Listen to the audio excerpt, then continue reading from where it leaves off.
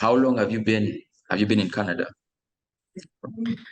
I arrived in Canada on January 1st, 2000. So in a few short weeks, exactly 24 years. Exactly 24 years. That's a long time. And you moved for school? Yeah, I moved to go to school. I attended Thompson Rivers University and I studied science. Mm. Okay. The fact that you opted to stay and work where you studied, was that the plan when you initially got there, or this is something that developed as you studied your program? I mean, to be honest, going to Canada itself was it was not a conscious decision that I made myself.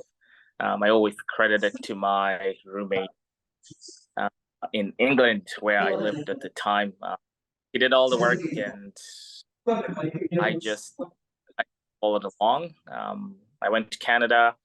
I didn't really do any research where I was going, so getting there was totally an adventure for me, but it worked out. So, yeah. That's interesting. You studied from the UK. Did you do a program there, or how did you end up in the UK if you were born and raised in Kenya? The UK was to study as well. I think back in those days, back in my day, the UK was a place to go to, right? You finished high school, and if you went to the UK or the US, and yeah, I ended up in the UK. Yeah. My sister studied in the UK and actually came to Canada recently, a couple of years back. Right now, she just completed her master's degree. And I find that fascinating because it's basically the same story as you. So if you were to compare the two systems, what do you have to say about them? I know the time periods are different, but I'm intrigued to find out like what the difference is from your perspective. Well, I think I'd say the British system is more, I'd say, aligned with the system here, in terms of the semesters, and I think in terms of just the learning itself. The Canadian system, North American system in general, I thought was very different, but having come from having done my high school here and having found it was a very rigorous education system, I think the Canadian system is, I think it's a little bit more relaxed. You learn a lot more in a short amount of time, but you have less time to concentrate on one thing. You're done in 4 month chunks, and once it's done, right? So I personally like that better. And now, the fact that your roommate helped you move to Canada, did you have any family there? Did you have anyone you knew, or it was basically I'm moving with my roommate to this new place? Yeah, no, for me, Canada was a total adventure. It was packing my bags. I'm going somewhere I've, maybe heard of once or twice before. Mm. And yeah, I was going there I made new friends there. But lucky for me, my roommate got there before me. We were supposed to go together, but at the very last minute, I bailed on him. So he went, and he got a little bit more experience before me. So for me, it was a soft landing, because when I arrived in Canada, he was there to meet me and he helped me settle down. Yeah, so my transition to new country was a little bit less typical than the normal student, I'd say. Why did you bail? Cold feet? Yeah, partly. I mean, I really loved my time in the UK. I had a really good time. You know, London. Now when you think about it, London is one flight away from Nairobi, and Canada is essentially as far as you can go from there. So it was just yeah, maybe a little bit cold feet, maybe just being a creature of comfort, right? I was comfortable where I was, so sometimes I think at the last minute, the thought of studying something new was a little bit daunting, but eventually I bit the bullet and yeah, I moved and I've loved it ever since. Yeah. Was there a point in time where you made that decision consciously to say, okay, I'm going to stay here long term? Because it being an adventure, from my perspective, maybe I would assume maybe you would be searching for another adventure, something else to do.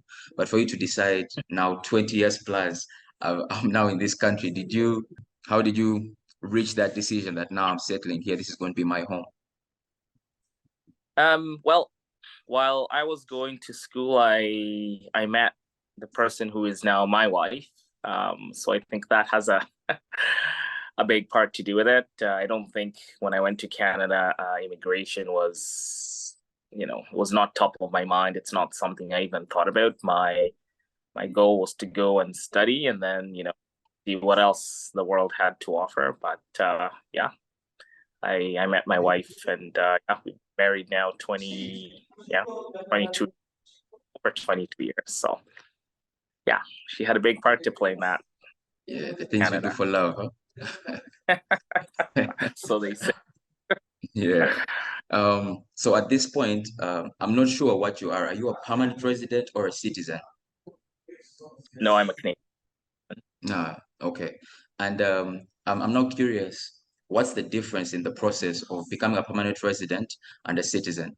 Because I take it they're two different things. Essentially, the process of becoming a permanent resident is based on many factors, right? Either you're immigrating because um, you've graduated from a program that, say for now is being targeted by the Canadian government as being, an occupation that Canada needs, or, you're immigrating because, you're married to a Canadian, or you're immigrating because there's other opportunities through the immigration system that get you there. So permanent residence is, I'd say, the first step. And then once you've been a permanent resident for at least 2 years, then you can apply to become a Canadian citizen. And those 2 years meaning you've spent 2 years in Canada without leaving, then you can apply to be a citizen. Mm, okay. You mentioned being married to a Canadian. Recently, I was with a friend here in Kenya. They are married to a Kenyan lady. They're gentlemen. But the system here does not favor a man who comes from outside because he's not Kenyan to come and marry in the country and then get citizenship or permanent residence. They are actually against it. So I'm curious, in Canada, if say you're a man that married in Canada, did that create any hindrances in them accepting you into the system as a permanent resident or a citizen?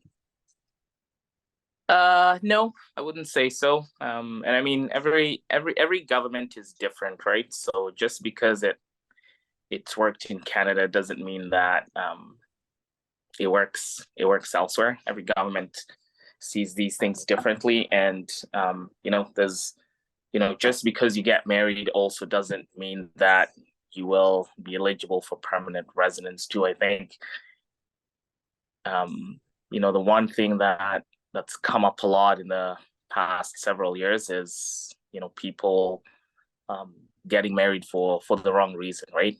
So there's a lot of scrutiny and work that goes into making sure that marriages are genuine. The Canadian government, Canada does not want people to use that as an easy loophole to go to move to Canada. So yeah, the marriages need to be genuine. But I think to answer your question, every country is different, right? So obviously Kenya has a reason why it does not recognize this individual you're talking about. But yeah, it is a pathway. I guess that's all I can say. Okay. What did you consider when deciding where to study? I know you've mentioned your roommate was a major part. So I would like to know, right now I know you're living in in Kamloops. But what did you consider when you decided, okay, I'm going to study here and thereafter leave? Because I take it you could have left Kamloops and gone anywhere else in Canada. But why did you stick with it even after you had studied there for probably more than 2, 3 years? Uh, I like Kamloops. I mean, it's a question I get asked a lot. You know, when I tell people that Kamloops is the only place I lived in Canada, sometimes people sigh or they look at me in surprise. But you know, Kamloops, for being a small town, is very it's a very friendly town. Canadians in general are very friendly, and you know, I guess for me, I had the right opportunity at the time to help me make that decision. But you know, moving to Kamloops, like I said, it's not a decision I made on my own. It was just an adventure. Studying at TRU was, you know, I guess once I got there, then you know, I had to do something. And once I finished, it was all about what opportunities are there. And you know, at the time, there was still lots of opportunities in Kamloops. So yeah. I think I would like to speak a little more on that, the opportunities side. A lot of students right now that are looking to come to Canada are basically trying to exploit different industries. Exploit may not be the right word, but they're trying to use these opportunities. What kind of opportunities would you say right now are present in Kamloops or Canada in general, from your own perspective, that people can look to explore once they get that side?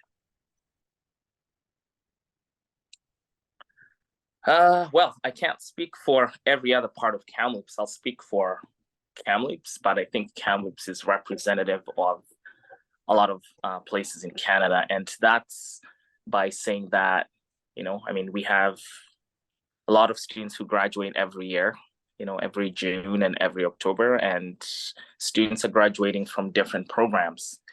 And I think the thing to keep in mind is you need to be very intentional about what you're looking for, but you also need to be patient. I think sometimes there's, you know, everybody has different goals for themselves, and a lot of people are rushing. You know, for them, the goal is I'll graduate and say December, and by January, I have my job. And it doesn't work out that way, right?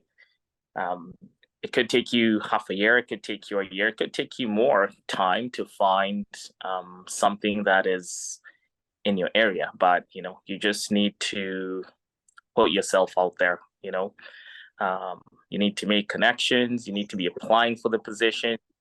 If you're not getting the positions, you need to get some feedback as to why you're not getting those positions. But in general, I would say the opportunities are there. Giving an example for Kamloops, a lot of people like Kamloops, but sometimes the opportunities are not there. So they leave. You might have to leave, go somewhere else where the work is, and then once you've gained experience, then you come back, right? Kamloops is despite being a small town, it's a very desirable place to live.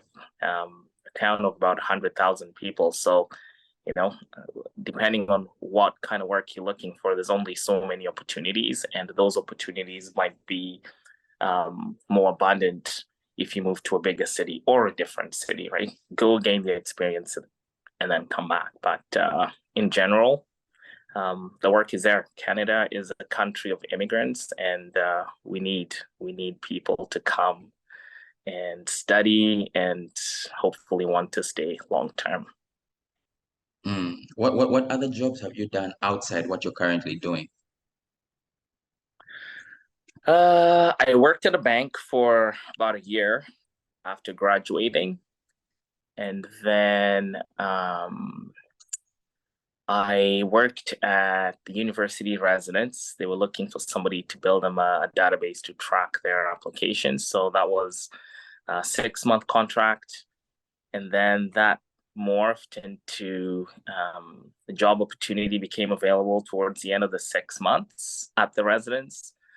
So I took that up, and part of that work involved using my IT skills. And, you know, I went from being a customer service rep all the way to being general manager at some point at the residence. And then, 6 years in, an opportunity became available at TRU, where I now work. And I joined as an international student advisor and just worked through the ranks. And I'm currently an associate director. So as you can see, I studied computing science, and what I'm doing now is not necessarily tied to computing science. But I'd say it opened the door for me, and fortunately, I'm doing something that I'm absolutely passionate about. So, you don't always end up in the field where you imagined yourself, but I think you always hope that you find something that you love doing. That's true. Have you had friends who have moved to Canada for anything besides study and successfully made that transition? Trying to think. Off the top of my head, I don't know. I personally don't know many, but I know, for example, that we've had doctors move to Kamloops. We've had students who come with their spouses, and their spouses are working in professions such as accounting, and they get jobs in accounting. So the opportunities are there again, but I personally don't know many myself. Majority of the people I know are there through the student stream or pathway. Okay, a question that has just popped up in my mind right now is you moved to Kamloops in 2000, right? Right now we're in 2023. We're about to hit 2024. What have you noticed in terms of change in handling of international individuals or foreigners up until this point?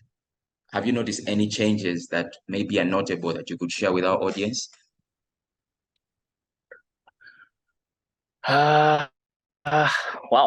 Changes as far as handling of international students or people. I guess throughout the years, when I went to Kamloops, there was not a lot of foreigners living in Kamloops. There was not a lot of international students in Kamloops. So over the years, those numbers have grown quite a bit, and I think it just it helps because we say Canada is a country of immigrants, and Kamloops now has its fair share of immigrants. So the local people get to learn about different cultures of the world, and those like me who've moved to Kamloops get to learn about Canadian culture. So I think it's as the populations grow, you're kind of forced to do things you're not comfortable with. You're forced to learn things that you didn't know. But in general, I'd say it's worked out fairly well. There's lots of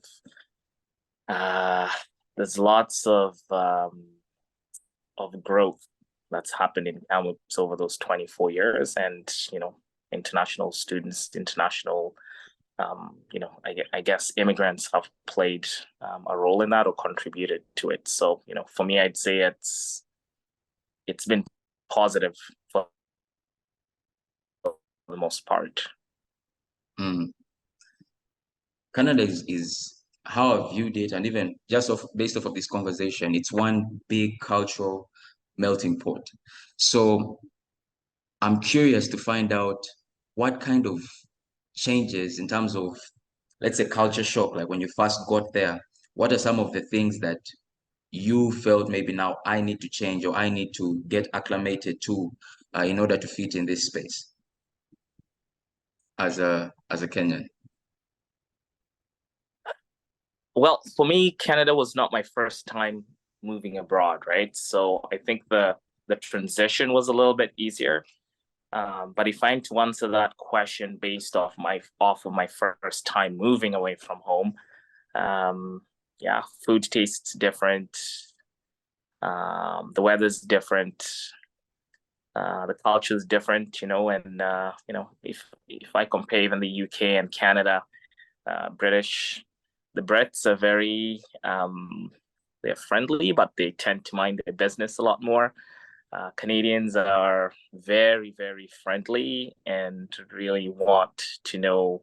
They're interested in meeting new people. They want to know how you're doing. So for me, I think that was a big shock, right? When I moved to Canada, was how friendly Canadians were. It was just not, don't just, we're not like robots, I'd say, people are the pace of life is a little bit slower than it is in Europe, I find. Um, a lot of the foods, I could get in Nairobi, in Kenya, I can get in Kamloops, I could get in the UK too. But I think as more and more immigrants move to a new place, then also the local people get to be exposed to not just the culture, but even things like the food, right? There's a lot more restaurants representing different parts of the world. And, for me, I'd say that's been a big one, right? But yeah, food tastes different. The weather's different. You have to dress a little bit different. Things that we consider maybe to be normal back home are not okay. I think sometimes we get to be a little bit pushy when we want things, and we can get aggressive. And the Canadian culture, I mean, those are not things that people will let fly. They will tell you to slow down. But in general, I'd say they're very helpful. So yeah, I mean, it's moving to a new place has its challenges. Things are done differently everywhere you go, but I guess the biggest lesson for anybody who's looking to move out to a new country is just be prepared to learn, be willing to learn, and for the most part, the learning will be very seamless. Canadians are very friendly. This is something I say all the time. It doesn't matter where I've been in Canada. People are genuinely interested in learning about new people and their cultures. So it's something I've always really appreciated. Okay. So I would like us to pivot a little bit and talk about school. I'm curious to find out what kind of programs are likely to create hindrances for students planning to become permanent residents. I take it that you've probably dealt with a lot of international students, and maybe you've seen a trend, or you've noticed a few things. They may not be necessarily factual, but just from your experience, what kind of programs have you noticed give students challenges to becoming permanent residents? You know what? To be honest, Mm. we have students graduate from all different faculties: arts, science, business, etc. And the way things have worked until now, it's the system is based on points for the most part. So as long as you have the right work experience after graduation, it's possible to transition to permanent residence. But that being said, the government recently changed how it targets permanent resident applicants, and now there's a move to targeted occupations. So Canada has identified occupations that it's prioritizing for permanent residents. So in addition to the general draws which were held before, now they're targeting certain occupations, right? So for example, healthcare, if you're into tech, those kind of things. So, I think as time goes by, we'll see if that impacts how students choose the programs they enroll in. But, up until now, it's, going to school is just one part of the equation. So I don't think I can say that, if you take a particular program, then that increases your chances. But it's possible that will change in the future, now that we're changing how we select immigrants to come to Canada. Mm. I'm curious, what course did you do when you moved to Computing. Canada? computer computing science. science. Oh, you did say that you're pretty savvy with IT, so that makes sense. Are there Yeah. resources that helped you acclimate to the Canadian environment, other than your friend? Um, Maybe resources. It could be, I don't know if the internet was even like a very prominent thing at that time. So maybe you would just be educating me as well on this. Um, you just let me know what it was like at that time to acclimate to this new environment. I know you had been in the UK, and this is now information that I've just found out. But like we've mentioned, Canada is also different. So, what kind of resources would you say helped you? I would say the biggest one for me would be the university itself. Um, the international department at Thompson Rivers University is very heavy into providing supports to international students. And, that support started, for me right when I applied. I got a call from my future international student advisor when I lived in the UK. And that was the start of it. Even 24 years ago, they were meeting students at the airport. They were picking them up. They were helping them arrange housing. So I always had somebody I could turn to. I always had a point person I could go to if I needed assistance with anything. And if they were not able to provide that support, then they were able to connect me with the resources that I needed. So, I think a lot of universities are doing that now. And for me, I'd say that's very helpful. At the time, there was not a lot of Kenyan students or African students for that matter. Those numbers have grown now. So, there's a bigger pool to choose from. But at the time, it was, relying on your small network of friends and international student advisors and sometimes your instructors, right? The relationship that we have with our instructors in Canada is very different than the relationship that we have with instructors, professors in Africa in general. It's very informal. We call them by the first name. They come to class in shorts, t-shirt, and sandals. So I think it's a little bit more more welcoming in that sense. But yeah, I had a lot of supports, and then my roommate as well. So yeah, I was looked after, and now I am doing the same. I'm paying it forward. I'm in a position where I get to do the same for a lot of international students who come to Kamloops. Mm. You've dealt with a lot of international students, evidently. I would like us to set a scenario, right? So I've landed in Kamloops. I'm a new student. I'm international. What are three pieces of advice, three pieces of information maybe you are going to give me to help me in the current environment? The first thing, make sure you contact your international student advising team. I think we communicate a lot with students before they come, and some students, when they land, you never really get to see them again until there's trouble. So, we say, don't come and see us just when things are bad. Come and see us even just to say hi when things are good. So, for me, that would be one. And also connect with your academic advisors, right? You're there to study, and the system is set in such a way that you're given a lot of resources, but if you don't ask for help when you need it, you're not going to get it. So, sometimes students will, maybe register in the wrong courses, or you register in courses you're not supposed to, or, something of the sort. So again, just number one, make sure you connect with your advisors. Number two, get outside your comfort zone, right? You're coming into a new place where you're going to meet, people from all over the world. And, the tendency is always to gravitate towards people from the same culture or country you're from. And, for me, it was great that I had friends from all over the world. So I got to learn about different cultures of the world very, very quickly. And that not only broadens your horizons, it helps you to just, you become a more of a global citizen, right? You're not just there to study. And the third thing is, don't just study.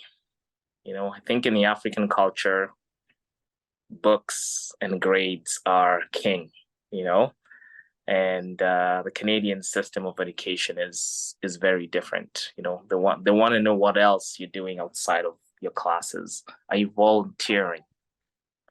Are you participating in extracurricular activities? Are you a member of a club? It's not just about the education. Education is very important, but it's only one part of the bigger puzzle. And in order to be a well-rounded student, you need to develop other aspects of your life, if that's the right word to use. So I think for me, those would be the three. And then if I was to add an extra one, don't forget where you came from. I think a lot of people forget where they came from. Keep in touch with your family. Remember why you're there, and remember the sacrifices that people in the villages have made for you to get to Canada. A lot of times I find that students forget that. So that would be my additional tip there. Okay, I think those are solid. And I feel we've had a conversation before, and those have been recurring themes. So definitely I would implore our audience to take them to heart. Another scenario I would like to set is, you've worked Monday to Friday, you're done with a busy week. What's your typical weekend like? My typical weekend. So in general, I love sports and I love fitness. So I go to the gym a lot. I try 4 to 5 days a week. But also my son is an avid basketball player. So, driving him from one gym to the other, or, it's that. I think that was for me a big one, because in Kenya, I played a lot of sports, but my parents didn't have to drive me anywhere. Partly because I was in boarding school. But yeah, here we drive our kids to everything, and it could be, you're driving them to something in the city, or it could be you're driving them to something 2 or 3 hours away. My wife is, God bless her, she she does a lot of it, but yeah, once in a while I partake in that. And then, just spending time with your friends. A lot of my friends are in the same kind of boat. They have families, so once in a while we get to hang out, and yeah, travel once in a while. But weekends are usually pretty relaxed. Laundry, clean the house, the usual stuff. Yeah. Okay.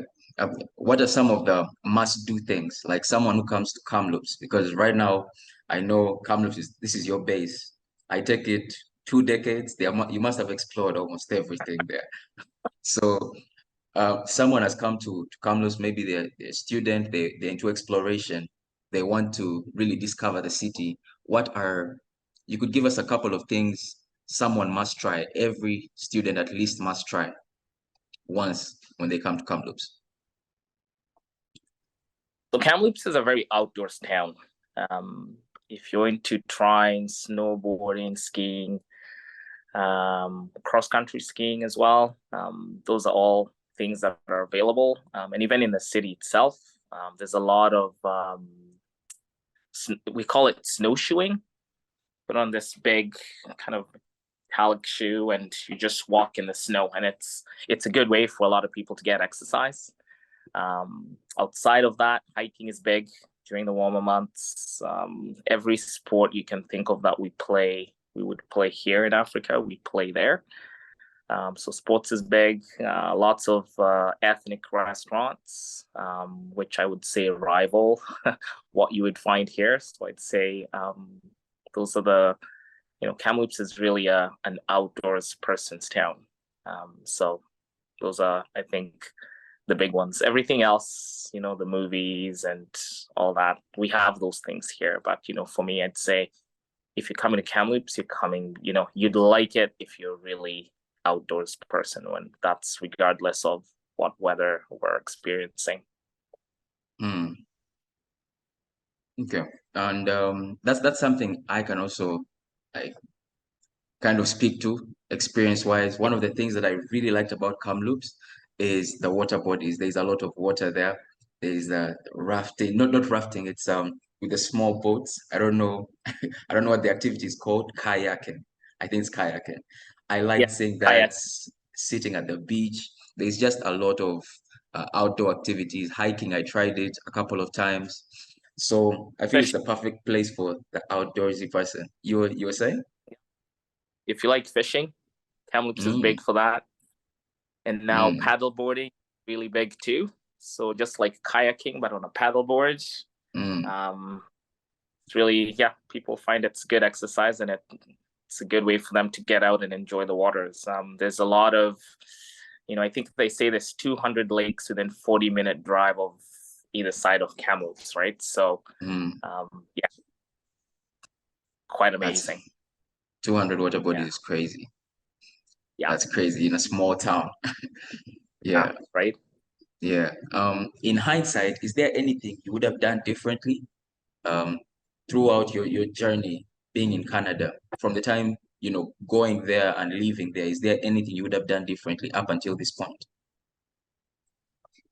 Whew, that's a that's a very good question. It's not, I'd say for me, there's not a lot of regret in the things I've done. Um, and I don't think that I'd do anything differently, to be honest, because if I did things differently, then I might not be here. I might not be having this conversation today. I might not be in the job that I am. So, I think there's a lot of where I am just has to do with how things worked out, who I met along the way. And yeah, no, I to be honest, I wouldn't do it differently. I might do it sooner, but I wouldn't do it differently. Mm. I'm curious about that. Like what, for example, would you have done sooner? um, Maybe gone to school sooner, maybe moved to Canada sooner. It's I think at the time though there was not, yeah, I would not have known. I'd maybe heard about Canada once or twice before my roommate said, "Hey, this is where we're going." So, I think now there's a lot of people are talking about Canada, right? It's one of the top places to go study. That was not the case back then. So, yeah, if I had to do it any differently, I would maybe just do it sooner. But again, maybe if I did it sooner, the opportunities that I have now might not have been there, right? Very true. So, yeah, yeah. Mm. Okay. What do you have to say? Because right now we're just winding down the episode. Is there any message you have for people that are watching? Because I know my audience is mostly people that want to come study or people that want to explore it as a work option, come there as professionals. Is there anything extra, maybe a message you want to leave for them? My parting message, I guess, is this. Opportunities abound in Canada, and I'd say there's a lot of countries that are getting in on the whole, education and immigration um, pathways. There's lots of different possibilities for study in Canada, and it doesn't matter at what level. Is diploma programs, is undergraduate programs, all the way to PhD programs. Um, it's just a matter of cost, right? Everything comes down to, once you've selected a program, it comes down to money. And thankfully, depending on which part of Canada you go to study in, those opportunities are possible, right? You might want to come and study, I'll use computing science as an example. The same program is available at TRU, it's available in Kamloops. it's available at a different university, say in the same province, but cost is not always the same, right? So I think if you're, some people are going for the institution's name, some people are going for the services that are offered at the institution, but for some people, it all comes down to budget, right? So take your time in finding the right fit for yourself. Institutions are able to assist you, and some institutions work with trusted agents who are local to your country. So, I'd say maybe that would be a good first step is, contact the institution, look on the website. EduCanada is a good website to look at. And then, come to Canada, study. All Canada asks for is that while you're there, you come and you study and you complete your program, right? Sometimes students come and for whatever reason, they stop their studies and they just disappear. And, one of the pathways, the first thing you have to make sure is that you complete your studies. You don't take any gaps that are not authorized leaves. And then look for work opportunities. Again, not every student who goes to Canada and studies will be eligible for permanent residence, right? So you have to look for the right opportunities when you're in Canada, and then go from there. For somebody who's looking to immigrate for work, I mean, there's lots of agencies and immigration, lawyers and consultants who do this kind of work. So that would be the first step, I guess, is contact one of these professionals to see what kind of help they can offer. The government, every province has its own immigration targets and policies, but speaking for British Columbia, just recently it was announced that they're going to figure out a pathway for foreign trained doctors and lawyers and engineers, etc., to be able to come to Canada and work, right? Up until this point, it's been fairly difficult. So, you get doctors and engineers and lawyers, they come to Canada, but they're unable to work in their chosen profession. So there's steps being taken to address that. And, people who are interested in immigrating to Canada, I guess, keep an eye out for these announcements, and then, look for somebody who's an authorized professional to help you with the next steps. Okay. So just two final things. I know I said the other was the final. I thought just occurred to me. It's the fact that before we started recording, we had talked about you being in TZ. Now I'm aware of why you're in TZ, but I would like you maybe to let the audience know what you're doing in TZ, maybe what you're doing, also what you've been doing over the past maybe 2 weeks, and then let them know so where they can contact you directly if maybe they're interested in studying at Kamloops or finding out more information as international students. Yeah, so I left Kamloops on November 1st, and so far I've been in Nairobi, Kampala, Kigali, and I'm currently joining this podcast from Dar es Salaam in Tanzania. And I'm traveling with colleagues from other institutions across Canada, and we're attending fairs and visiting schools. We're each selling our own products and trying to, recruit the next generation of international students to come to Canada. Okay, and how can they reach out to you if they're interested in talking to you about Kamloops or just maybe getting a bit of advice from you, if you're open to that? Sure. I mean, you're free to contact me if you want to. Like I mentioned before, my name is Reuben Onyango. My email address is ronyango, RONYANGO @tru.ca. So yeah, feel free to reach out. I'm happy to help if I can, and hopefully one or two people on this podcast will end up in Kamloops or in Canada. Yeah, and definitely I'm going to leave his email down below. I'm going to put it somewhere on the screen. You guys use this opportunity, to be honest. I met Reuben when I moved to Kamloops, and he was basically the first person that took me out to tea or my first meal that side. So I Still can tell you remember for that. sure. Sorry? Then I can still remember that day. Yes. It was crazy. We had the conversation as well. I look back and I remember how I was telling you, I want to do this with my life. Even when I was in Kamloops, I was telling you exactly where my head was at, how unsure I was. And I remember us having a solid conversation that impacted my decision as well to the way I moved after that. So if I didn't give you your flowers, I would like to give them to you right now and say, yeah, thank you for being there for me, to be honest.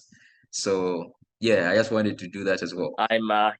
It reminded me, and it reminds me of why I do what I do, right?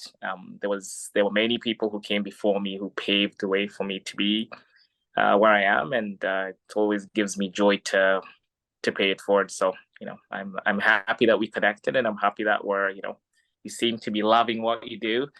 And yeah, I'm grateful that you're able to have me on your podcast. Yeah, for sure. Hopefully, this is not the last time. And yeah, thank you for your time.